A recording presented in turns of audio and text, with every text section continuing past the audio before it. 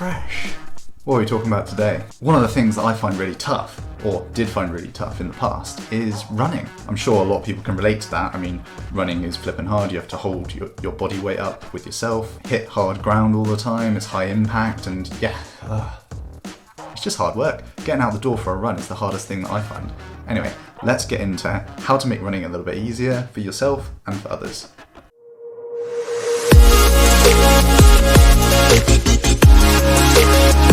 Hi and welcome back to Entire. If you're new to the channel, it's Josh here, a professional triathlete and architect based in Wales. So today we're going to look at why there's always an excuse not to get out the door and do that run. So here are 3 easy ways that might help you to get out the door, make running easier for yourself, and be able to do the training that you want to be able to do, and it just gets easier over time. It has done for me and it will do for you. Let's get straight into it. The first thing that I'd advise is some chunking. And by chunking, I don't mean like chunks of fruit and veg or whatever, but I mean chunk things together. So one thing that I've done recently is to chunk the swim and the run together. And what that means is that you just roll out of bed, you go swimming, and you do the session that's been set because there's usually a group that you do it with. That's easy to get done. Then after swimming, you just get straight into your run kit and you go out the door and you do your run straight away.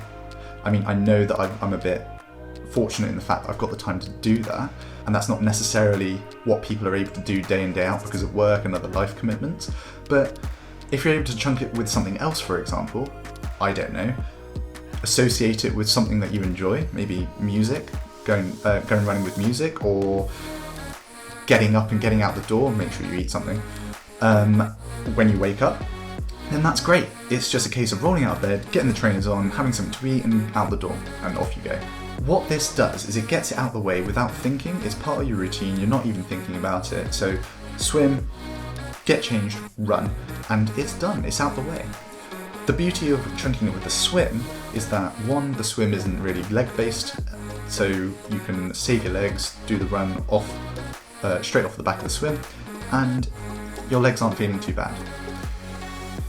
What this also does is, because you've done the swim exercise beforehand, it raises your heart rate slightly for the run because you're a little bit fatigued. So what that does is it allows you to run easier, so it's less muscular strain on the legs for the same heart rate, which is amazing. It means that I go trotting around for the same aerobic kind of gains as I would if I was running a little bit faster and therefore a little bit more muscular fatiguing.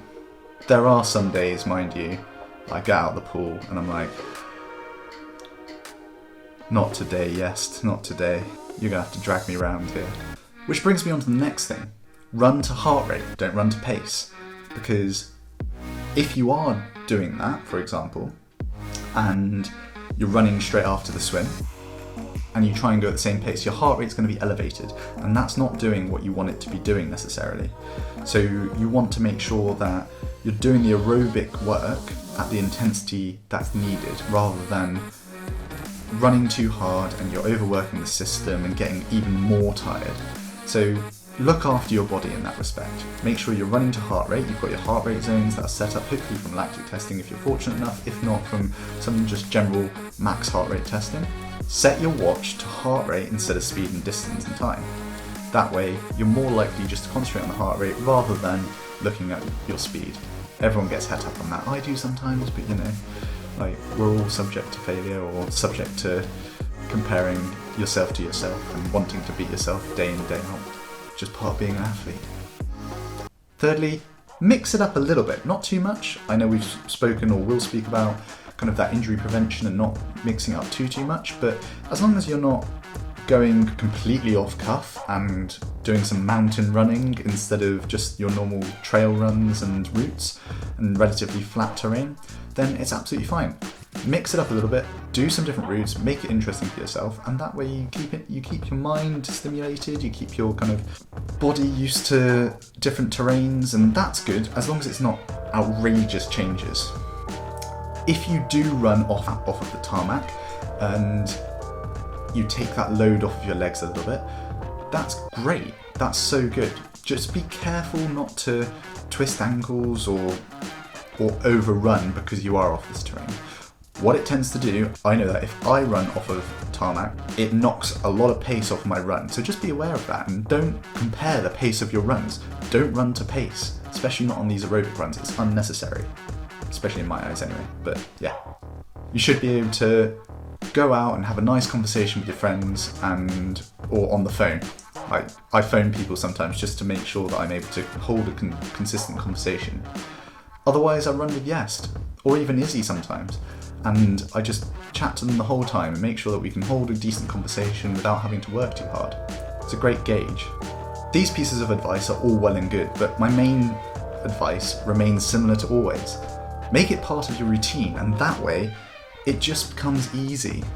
Stick to the same thing day in, day out, and not necessarily the same routes, but make sure that it's easy, it's the easy choice. And that way you get into the habit of doing them.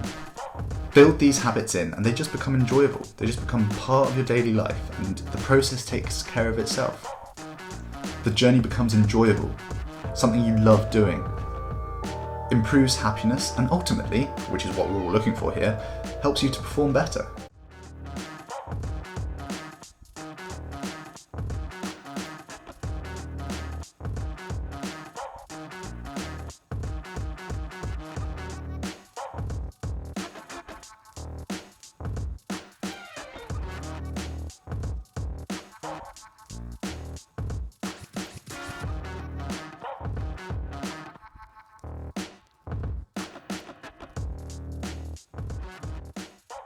So thanks for watching, guys.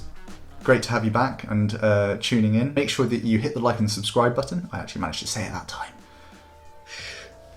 But yeah, hit the subscribe button and we'll bring you more content week in, week out, and hopefully, yeah, just build that relationship, that rapport. I'll carry on trying to tell stories about my previous experiences and things like that, but yeah, I think I'm starting to get the hang of it a little bit, maybe. Leave comments below and let me know how I'm doing. I'm trying to bring you new and better content, but sometimes it works, sometimes it doesn't.